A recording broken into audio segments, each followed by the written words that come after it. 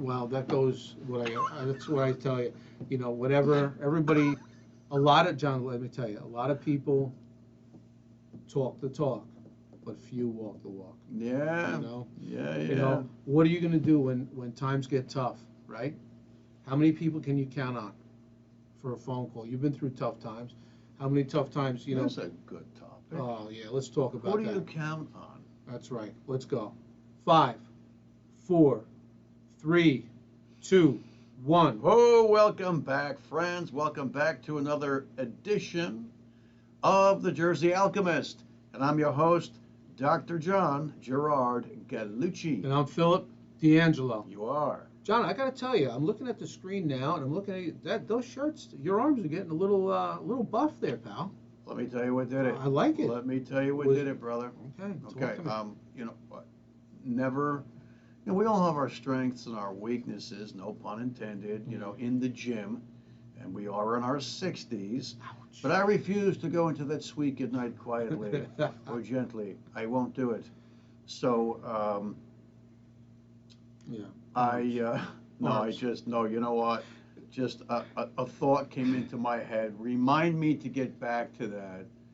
Tough But, times. but no, I was always kind of an impressive bench presser. That's just how I'm built. I think I mentioned this before. And I was okay with squats, not very good with deadlifts, but shitty with curls. I was not the guy that had the guns, the big guns. A lot of my friends had these big wide biceps that were the showy muscles, you know, they look great on the beach. But it took until 2 months ago that I was flipping through YouTube and I see some guy, you know, a guy who's got like, 1% body fat and he's going, One of hey, them. yeah, one of those. He goes, hey, are you the guy that can't get your biceps up? That kind of thing, do you have impotent biceps? Yeah, that's me. Why? He's looking at me. Well, it's because you don't do pull-ups. And now I'm thinking, oh, fuck, there goes that. How's a fat ass that's in his 60s, that's 230 pounds, and I really should be 190, the charts would still call me overweight if I was 190. I'm 5'10". How am I going to do pull-ups? I'm not Dave Goggins, that's for damn sure. So I says, all right, okay. I'm at the gym. My friend Mike, you guys all met Mike. I'm at his gym 3 days a week. I'm going to start incorporating pull-ups. And I did. And you know what? It was kind of embarrassing, but I could barely do one full pull-up from a high bar. But I'm proud to say now I'm doing 4 sets of 7. Jeez. And guess what? It changed my biceps. It did. I may walk off the set today when you just said that. Yeah, 4 sets of 7. Because I've never done a pull-up in my life. Okay? I've never done a pull-up. I have too much junk in the trunk, and I cannot. I mean, one time I took a running start, and I jumped and pulled. I don't know if that would count in any competition. But I think I barely, my nose kind of got close to it, the bar, but I cannot do. And I've been at my strongest where I've had, lat pull downs to the front. The stack, put 5 dumbbells on top of there. I could really pull some weight. Yeah. But my fat ass. Well, when's the last time you tried, I try to pull up. Yeah. What, You have a pull-up bar. What decade is this? Don't What try year? to use one of those stupid bars that go between the threshold, in the door jamb, because it'll fall off and you'll crack your head. No, I'm going to, maybe I should, I don't know, put something out in the backyard, maybe. I'll go grab a branch Yeah. on a tree. But I found out that as my chest is getting bigger, because because I'm working out 3 days a week, and as my arms are getting bigger, so is my panzone, so is my gut. It's like it's like I'm carrying a baby around with me. John, you get A used 3-year-old baby. to it. You get used to it. I did. Maybe I don't give a fuck anymore. Where am I going? Listen, as long as you move it. At our age, you have to keep moving. Well, that's it. Don't stop and Dave moving. Goggins, God bless him, would look. I'm sure he would look at me and say, "Listen, buddy," because I saw him on a Joe Rogan episode the other day where he said, he goes, if you're that guy that, was always a good bench presser. And every time you go into the gym, you're always bench pressing. He goes, what the hell are you doing? He goes, you're not learning anything about yourself. He goes, you got to mix it up. He goes, you got to challenge yourself. So what I did was I said, okay, probably my worst movement would be a pull-up. I could barely get one rep. Son of a bitch. So I can't wait for the day where I can do sets of 10. And I'm hoping that, by midsummer, I'll be able to do sets of 10. I think I got to lose some weight, too, to do that. The first time you grabbed a barbell to bench press, how much did you do? The first time? The very first time I ever touched a weight, I was at the Cedar Grove pool, and there were 3 rooms. There was the front office, there was the lifeguard's room where the first aid cabinet was, and then there was kind of like a back changing room where the furnace was and whatnot. And somebody, I think it was my brother, who bought in one of those shitty rickety home bench presses where we had nails that stuck into the stanchions. Sure. And we had, those old, remember the concrete filled plastic, Dan Laurie. That's right. That's right. Yeah. It was crappy, and I think so. I didn't know what I was doing, so I was doing curls with. I think I had, I don't know, 10 pounds on each side of that bar, and the bar must have weighed, 20 pounds tops. It wasn't an Olympic bar, right, with swivels on it. No, it was just an iron rod.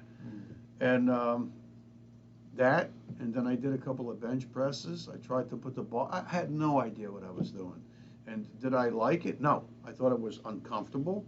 And, I don't think I did anything like that again for another 6 months. I was 15 years old. Wow. I touched the bar at freshman year in high school, Cedar Grove High School. The bar weighed 45 pounds? An Olympic bar is All right. 45 pounds. It was just the bar. Yeah. And I think it took me about, I would say conservatively, 4 to 6 minutes to get it up. Because, back then. Okay, now. Because I'm telling you, it was 45 pounds. And I got it, I pushed it up one time. And I'm like, I think I need some work. I was born, listen, I'm this close to being considered a jellyfish. You know what I mean? Like, no, Well, wait a minute. no muscle tone. I'm going to tell the viewers how you earned one of your nicknames back in the day. Remember the nickname? No, I don't. Forearms Phil. Yeah. Right? I- Forearms Phil. Yeah. I can't remember what team we played in high school football. We were on the varsity football I team. think it was Mountain Lakes. Mountain Lakes. Yeah. Well, those motherfuckers, they were so tricky and so good. They weren't tougher than anybody else. They were easily way better coached than everybody else. Those guys ran traps and misdirection. You didn't know who the hell had the football. It was like, it was like playing the Russians in hockey. The Russians would say circles around you, and the guy without the puck would put the puck in the net, right? That's so, and they had that one guy that was a running back. His name was Chris. I remember his last name. And nobody could catch that guy. And it wasn't He was that a track star too. Yeah, it wasn't that he was such, had such blinding speed. You just couldn't put a hand on the guy at all. And then I remember looking at his legs after we were shaking hands after they fucking killed us. Yeah. And I saw a pair of, professional Division I legs standing next to mine. And I'm looking at my legs and looking at his, and each of his legs were 2 of mine, and I was like, Yeah. Wow. But we did the game films, I think, on Monday with the coach, and Phil came across that line at the snap of the ball, and it was slow motion, and he just crushed somebody with a forearm. I mean, crushed him. It was like when Deontay Wilder hit Tyson Fury with that knockdown punch, and the ripples went through that kid, and his head kind of went back into his shell like a turtle, and he went down, and you just locomotived right through him. Okay. And the coach, who I didn't like at the time, he kept pointing to, and everybody was laughing hysterically, and that was the day you became Forearms Phil. But do you remember? I tell that story to this day for the exact reason. Do you remember the rest of that film? No. Well, so here I am. So John's correct. I was defensive tackle, the offensive tackle on the other side. I just, back then you could hit people to the head in football. Yeah. So I throw a forearm because, of course, I was like padded up. He goes down like like boom. I was even shocked that it happened. Okay, so he goes down. I literally stepped on his back going over him, and who's there? The guy John's talking about, that guy Chris. Now the coach played that back and forth. Yeah. Look at D'Angelo. Look at D'Angelo. Bam! The kid goes down. He goes, now keep watching D'Angelo. I get over that guy, step over him, and it's me and that guy Chris with the big legs, right? So of course I lunge at the guy, and that big leg comes up, hits me in the helmet.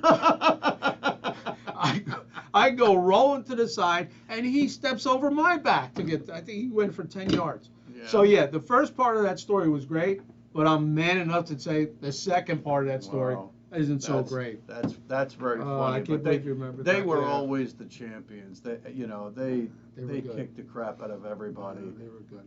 Yep. Good stuff. Yeah, that was good. So John, what you wanted? You brought up tough times. Oh, before. you know what? We were talking about going to the gym for a sec. Yeah. And then yeah. I got distracted because, oh, God bless them. Did you see that video on the internet of the woman that was attempting to do a 400-pound squat? Oh my gosh. And this was in Mexico my City gosh. in a gym. Apparently, the rumor was, and that's why we say apparently, because we're not sure, that she was a bodybuilder. Okay. Her daughter was there with her. Her daughter looked like maybe she was, pre-teens or, early teens. And there was some kind of, heavy guy that was supposed to be spotting her, and she's in a Smith machine. The Smith machine is a gizmo where the bar is on kind of like a greased track. So it's just a little bit more stable, whatnot. But she had a bench. She had a bench, like a freestanding bench in front of her. And the Smith machine usually is on a bit of an angle. And for some reason, I could see the mismatch immediately. I can't squat. I couldn't begin to squat 400 pounds. Even back in the day, 400 pounds, when I was benching 400 pounds, my best squat was 400 pounds. This lady, this small woman, was going to squat 400 pounds, and she stood up with it. And it just came down like a guillotine and squashed her and broke her neck because the bench was in front of her. Everything that was done ass backwards. Like if you were to script how somebody could kill themselves in the gym, that's what they did. And that's where my mind went. It just came up, and I thought, oh, mother of God. Horrible video. Poor woman, poor daughter, poor all of them. What were they thinking? And you can't squat, you can't spot somebody from the side. From the side in a Smith machine. You really can't. Not with 400 pounds on the bar. You can't. No. The correct position's behind that person because they couldn't lift the bar over. Without the bench in front of them. Yeah. Oh my gosh, jeez, wow. That was instant carnage. That was not good. Yeah.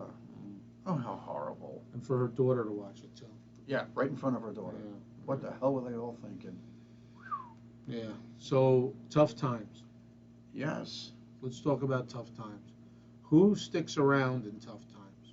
Who can you count on in tough times? Who can you count on? Think about that. For everybody out there, think about the tough times you've been through. Think about the tough times where you thought you had nobody to turn to. Who was that one phone call? Kind of reminds me of Tony Bennett. Tony Bennett. Who can I turn to? Right?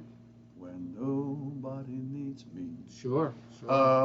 Talk about lonely. I know for a man, John, pride gets in the way. A lot of times when I needed, thought I had nowhere to go, you're almost embarrassed to pick up the phone and say, listen, I need help. It's like asking for directions, right? A guy, I need help. To this day, I can't do it. And if I need help and I ask somebody, I really need help. Well, I guess there are those who squawk and sound off immediately. It's like the person that cries wolf, right? Yeah. And then there are those who kind of recede silently back into the confines of their own cranium, and the last thing they're going to do is ask somebody for help. Yeah.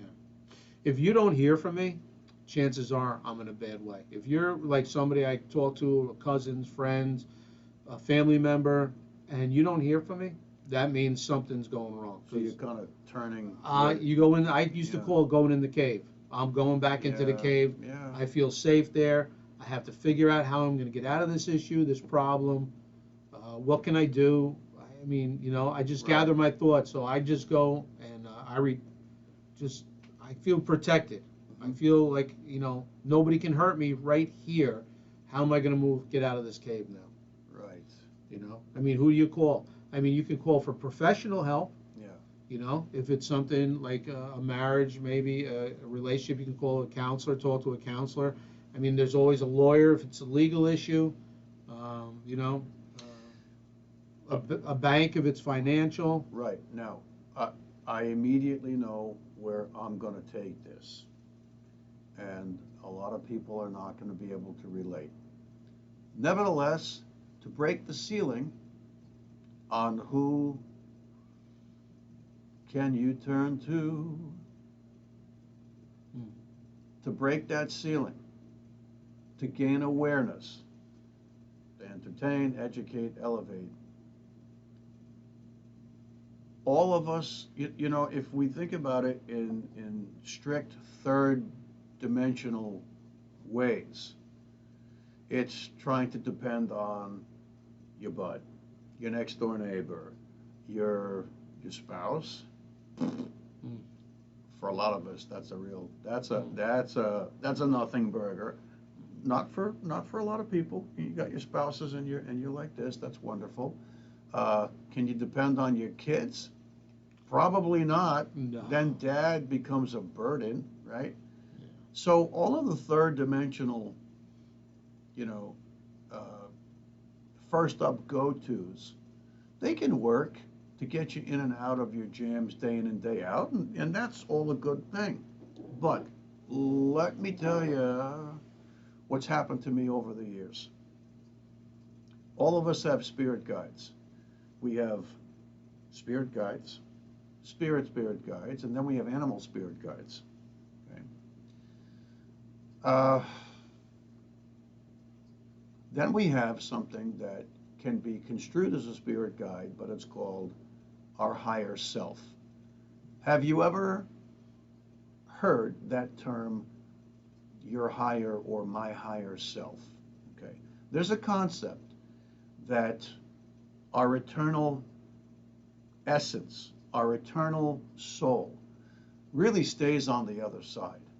And a portion of us, a fractal of us, will come here in that chariot of fire, in that Merkaba that's placed in the center of our chest. It's our God center. We've talked about how the God center in the chariot of fire is really a spiritual fire that the human eyes can't see. And it struggles every day against the ego that we're all born with. And the ego is the seat of the will of man, and it's also the father of fear. That higher self is accessible to you. You have to start regarding it. You have to start talking to it. Now, most people who are strict third dimensionalists would say, hey, that's so-and-so from down the street. Do you ever see him talking to himself? What is he, a psychopath? Does he belong in some asylum somewhere? On occasion, I've been known to talk to myself. It's usually not, outside when other people can see me or hear me. But I'll talk to myself when I'm puttering around my house. And apparently, you're bouncing things off of yourself, your higher self. Not your lower self, your higher self. And your higher self is that connection that you have with the other side. Now, how through the years has my higher self evolved regarding communicating with me? What I'm about to tell you is not a joke. I've run into other people who are like me, and maybe some of you viewers out there, leave a comment. Yes, and you can get jokey with me, and you can make a few wisecracks. But here's how my higher self communicates with me. When I think of something, and it's a bit of a horn lock or a friction point, and I think of the right thing to do, my visual field starts to sparkle with blue. Not a joke. It sparkles with blue. If I'm talking to someone and they say something to me and it registers in my subconscious and it seems to be the truth, or it seems to be something helpful, or it seems to be something to rely upon, that person will have blue sparkles come up all around them. They don't stay, they just pulse. It's like they pulse, boom, boom, boom, boom, boom, boom, boom. Not a joke. It's kind of like a crystalline metallic blue. It's not a dark blue like navy blue. It's more of a turquoise blue. And for what it's worth, my birthstone is turquoise. I'm a Sagittarius. I don't know if that has anything to do with it.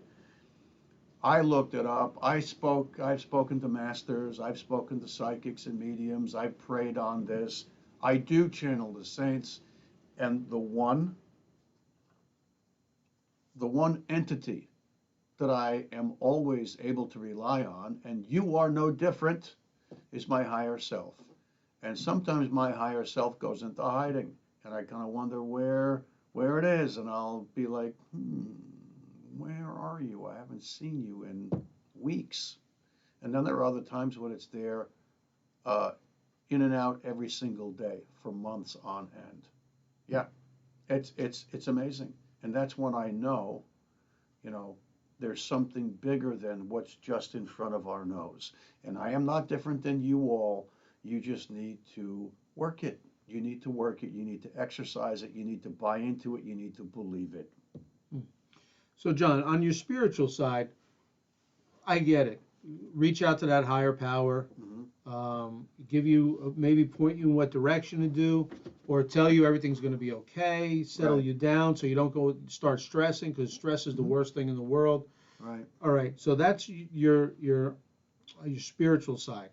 How about your earthly, your Your three-dimensional side? go-tos. I mean, is there like, your father maybe was, when he was alive, was he your go-to guy, or was there? My father wasn't my spiritual mentor. My father was my wise wisdom mentor. My father had wisdom dripping off of him, which he did. My mother, absolutely not. Now, was it because she wasn't a wise woman? No, she was.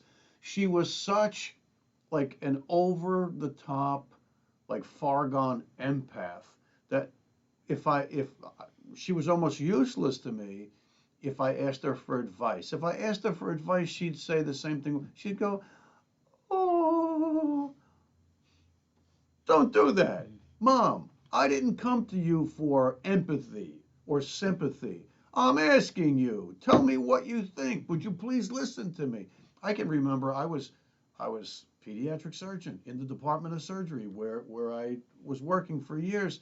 And my mom and dad came up to visit because my father needed an MRI. He needed to look at something in his abdomen. He had a cyst on his pancreas that turned out to be benign, nothing. But a friend of mine who was the chairperson at the time was a pancreatic surgeon, and he was seeing my dad.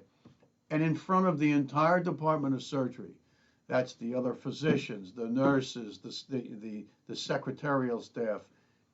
"Oh, Mrs. Gallucci, we enjoy working with your son so much."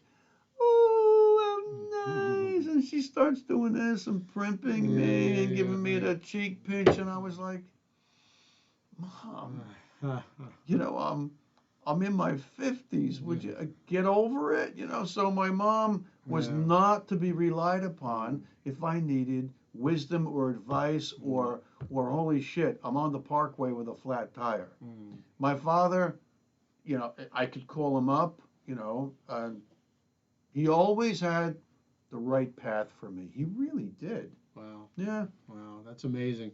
That's very fortunate and lucky to have somebody like that. I had an uncle who I could go to with almost anything, and just a few words of advice. Sometimes even if it wasn't so much advice, but Hmm. as long as he was coming back with something and you Yeah. bounce ideas off, it kind of made me feel a little better about a situation. Say, okay, I appreciate that. Right. You know, money wise, John, oh, you ever try and ask people for money? I mean, let me tell you something. If anybody's Have been I in that ever position, asked people for? I mean, I because you don't. were desperate, right? So I've been in that Yeah. No. position. Yeah. No. I Yeah, haven't. I've been in that position. Landlords calling you, I mean, listen, I've been in a lot of tight spots financially over the years, and it's amazing how people get real tight. Yeah. When you start saying, "Listen, I need a small loan," like all of a sudden they challenge your character. Yeah. Like, what do you mean you need? I'm not talking a tremendous amount of money either. Right. Yeah. And I'm just sort of, well, what do you mean? I've got bills and I got to do this, and I got that. Right. Listen, No, I was the guy who was targeted for years because I you wish I know would have known that. I would have spoke because up sooner. I was a surgeon, and Yeah. you know right away who's sincere. Mm. You know who really really is in a jam, and that they will immediately offer to pay you back and all that stuff, and yeah. So I was the guy that was Mm. targeted, and I was. Our producer will tell you I was generous to a fault. Mm. But what I was gonna say before, um, about who can you turn to when life is a grind, Mm. and you're getting grinded, and you need an ear, and you need some advice. Beware ye the friends and relatives that can't wait. They secretly Oh. can't wait for you to be um, fucked up. They Mm. can't wait for you to be with your back against the wall. They can't wait for you to um, to present yourself when the chips are down, and they'll run in and they'll sit there and they'll suck it all out of you. And do they offer you any sound advice? Mm. No. What they do is they drink up your energy. They're energy vampires. All they want you to do is to opine and opine and opine and whine and complain, and this happened and that happened, and can you believe this is what she did to me, and this is what this guy did. And they sit there like they're an empathetic ear. They're not. They're getting off on your dismay. Oh, those people are in my life. Wow. Yeah, those are. No Oh names God. named. No names. Yeah. That hurts more than anything. I'll tell you that one. And If it. after, yeah, you're right. And I'm sorry. No, I don't be sorry. interrupted. No, And no, go ahead. sometimes I get so excited about the thought That's all that right. I Let it go. interrupt, and I Let apologize. it But go. there are those who they not only do they get off on it, um, but they'll lead you down a merry path just to keep you in the muck and mire, Mm. just to keep you in that fucked up place. And then they'll call you. If you haven't talked to them in a week, they'll say, "Oh, I haven't heard from you. How's Mm. so and so? Oh, really? Mm. So now you got your garden spade, and you're trying to dig up the fucking same bones that we just had out for 3 hours on the phone last week, because you can't fucking do without the fucking next episode of, you know, you know, the poor sucker.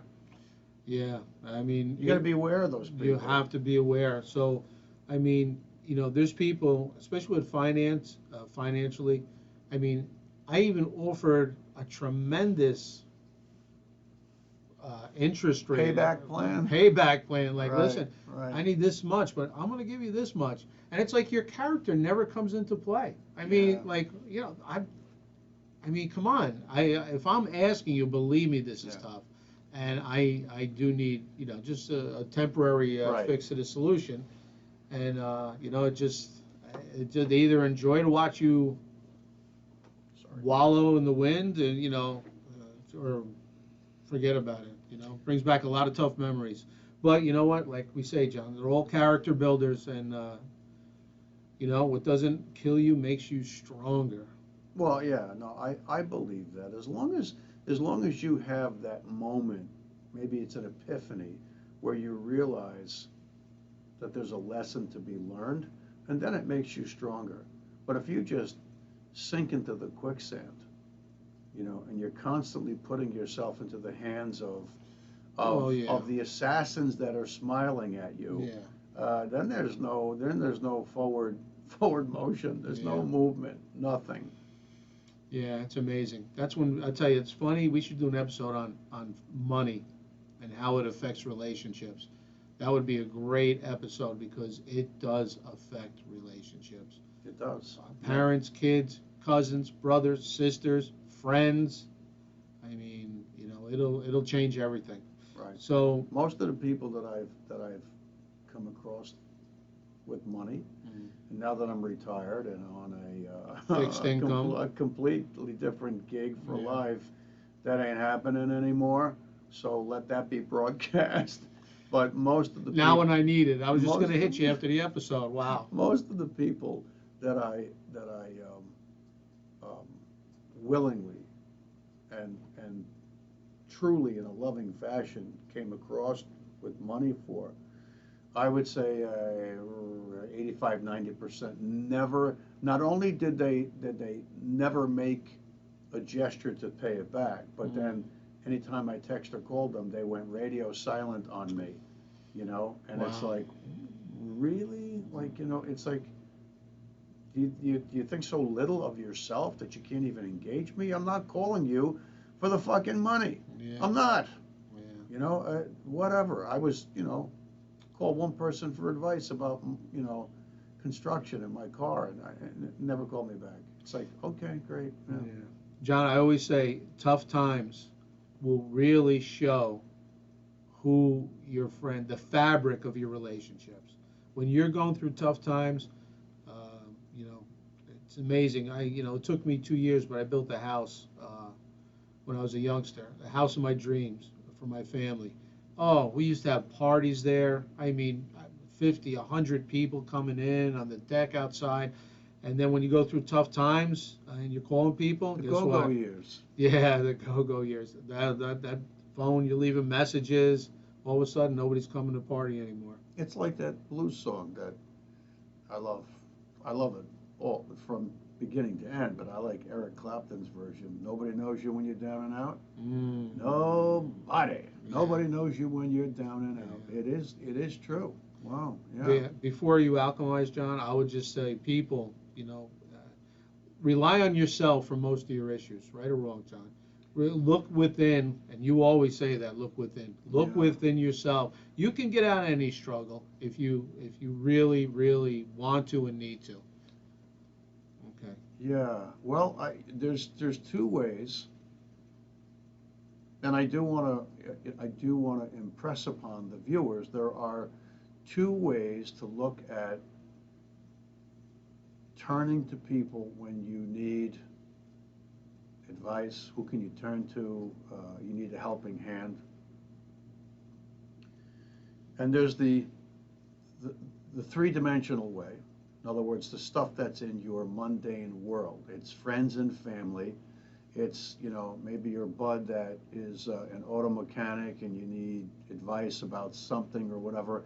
You have to live your life and you have to go to the people that are at arm's length or just a phone call shout out away. You have to.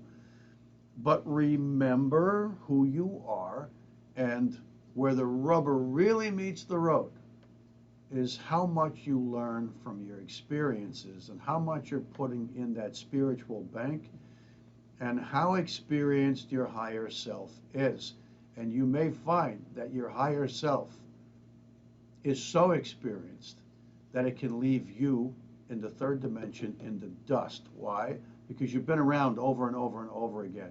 You've had more than one lifetime, and you may actually be living simultaneous lives over and over again. You've heard me say this because it is true that the universe is multidimensional. Last night, guess where I was? I was in Montreal. Montreal, the city of my heart. That's a chapter in my book. And I was devastated in Montreal that it was time to leave. It was time to leave. It was like my time there was up and I had to go. I was sobbing in the dream. I was sobbing to my father and my mother and another family member who I can't place who it was. I have said it before, Montreal is the city of my heart, and I believe I'm living a parallel life in another dimension in the city that represents Montreal. I'm not kidding. So, start trying to channel your higher self. A channel means that there's just an open connection between you and the other side, the other dimensions, the spirit world. Take channeling seriously. I think that there are some charlatans out there on the internet that are just doing it because they can't do anything else, and they reached some success monetizing maybe their channel. But I think you'll know who the real channelers are. So, tonight when you go home, go into your room, go in the bedroom, put the kids away, shut the TV, turn the cell phone on silent for a while, and sit on your bed and say some heartfelt prayers and meditate a little bit. And all that really means is picture in your mind, use your God-given creativity to reach out to your higher self. Picture a council of elders in robes, and maybe they have got white hair, and because it just metaphorically shows that they're aged. They've been around for thousands and thousands and thousands of years. So have you, my friends, not in this skin, but your spirit has been around because we don't die. And talk to them and say, listen, I'm here for a purpose. You know my purpose. You have my life's scroll on the table. Open it. I need your help. Please, I need your help. Speak to your higher self. Get used to asking your higher self for help, because ultimately your higher self is the ultimate go-to. That's it. That's all I really wanted to say. Great job, John. All right. Thank you, everybody, for watching us on the Jersey Alchemist. If you like what we're doing, press like and subscribe and tell your friends. That's right. Until next time, peace.